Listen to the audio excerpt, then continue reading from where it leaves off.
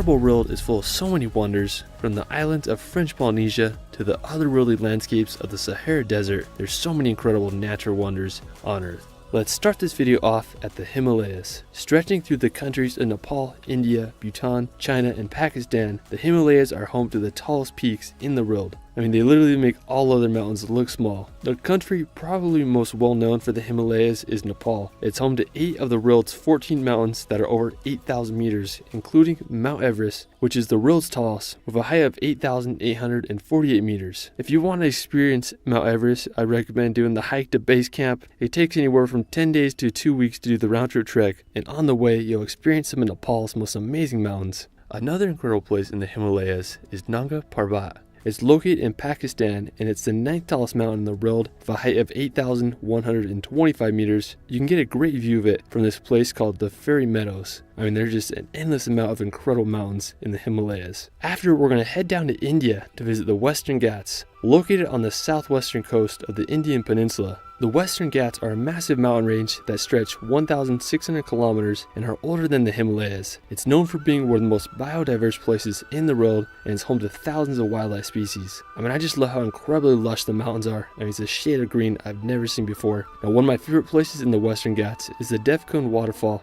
It's located in the northern region of the mountain range, and it's this incredible waterfall, and during monsoon season there's multiple streams cascading into the valley below. After, we're going to head over to Algeria to visit the Tassili N'ajjer National Park. Now, located in southeastern Algeria in the Sahara Desert, Tassili N'ajjer is home to some truly otherworldly landscapes. Massive rock monoliths dominate the horizon, contrasted with reddish orange sand. Now, my favorite feature of the area is the massive sand dunes. They have such a unique color, contrasted with dark rocks. If you want a true Sahara Desert experience, Tassili N'ajjer is an ideal place to go. After, we're going to head to Ethiopia to visit Dallol. Located in the northeastern part of Ethiopia, Dallol is considered one of the hottest places on Earth with an average temperature of 35 degrees Celsius. It's a truly barren wasteland with virtually no living life. One of my favorite features of Dallol is its colorful hydrothermal pools. They are striking yellow, orange, and green colors. Nearby Dallol is the Dallol volcano. Known locally as the Gateway to Hell, Dallol is home to the longest existing lava lake that has been there for over 100 years. I mean, the landscapes of Ethiopia are truly on another level. After, we're going to head to Uganda to visit the Rwenzori Mountains. When you think of Uganda, probably green hills and gorillas come to mind, but it's also home to one of the most incredible mountain ranges in Africa. Located right in the border between Uganda and the Congo is the snow-capped Rwenzori Mountains. It's home to the 3rd highest peak in Africa called Mount Stanley that has an elevation of 5,109 meters. Now, special thanks to my buddy David Clancy for helping with footage. He spent several days hiking through the mountain range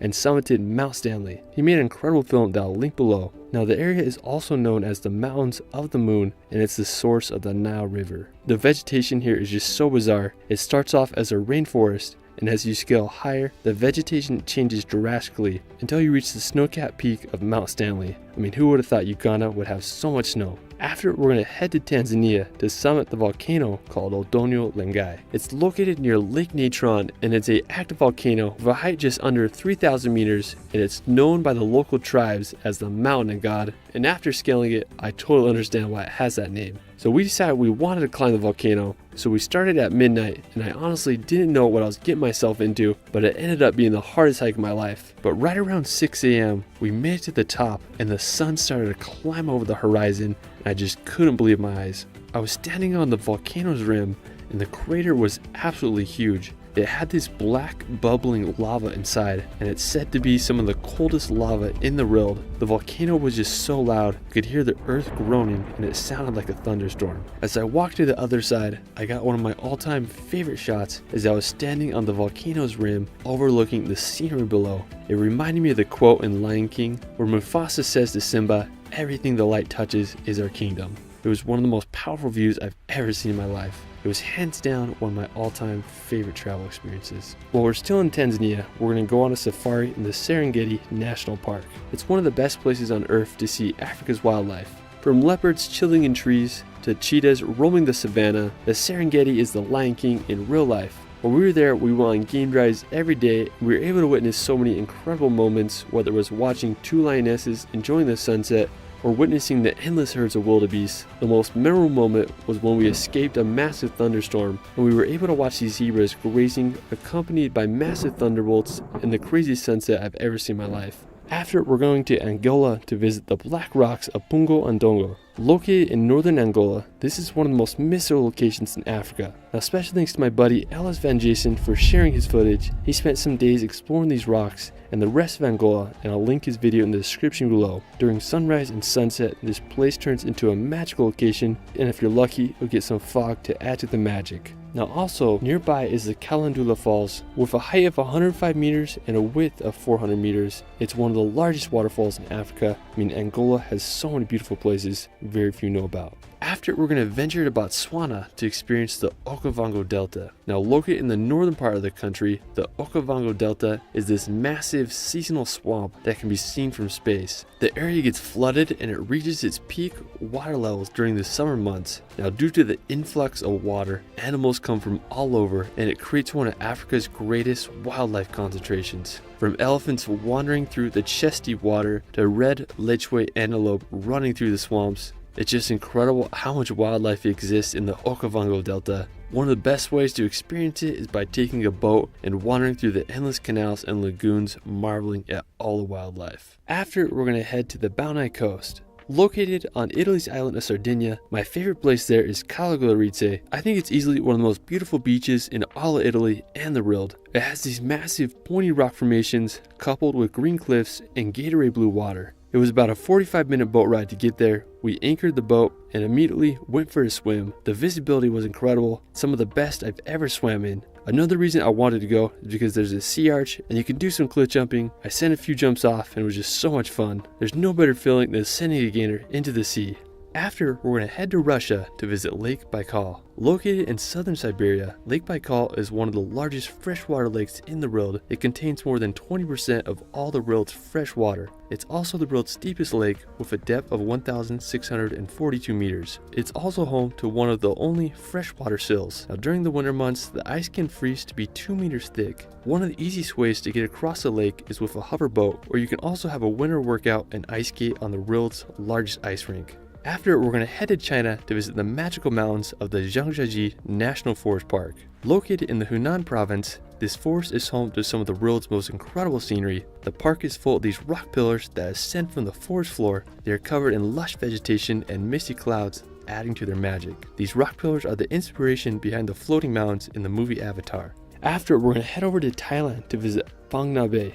It's this mangrove area located between Krabi and Phuket, and it has this almost perfect winding river that cuts through the mangroves with jagged mountains on both sides. I'm just obsessed with the limestone mountains that just jut out of the water. It's such a baffling location. Also in the bay, there's this really interesting island village called Panyi, and nearby is also the iconic James Bond Island. After, we're going to head to Indonesia to visit Mount Bromo. Located on the island of Java, I think Mount Bromo is one of the most impressive volcanoes in the world. Mount Bromo is very active. There are several lookout points that give you an incredible view of the crater with the other volcanoes in the background. The scenery here is just unbelievable. While we're still on the island of Java, we're going to visit the waterfalls of Tumpak Siwu. It's definitely one of the most incredible waterfalls in Indonesia, as it has dozens of streams that cascade into the bowl below. It's overshadowed by the Semeru volcano, which is the same volcano you can see in the distance from Mount Bromo.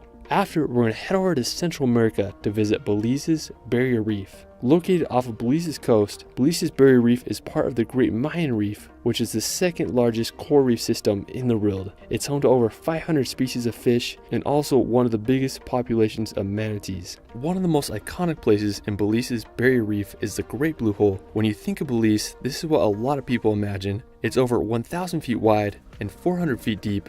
Now, special thanks to my buddy Will Mitchell for helping with footage. He makes some great videos of Belize, and I'll link his channel in the description. Now, to get to the Blue Hole, you can take a 3-hour boat ride from the island of San Pedro, or you can also take a quick flight to see it from the air. It's truly one of the most unique locations on Earth.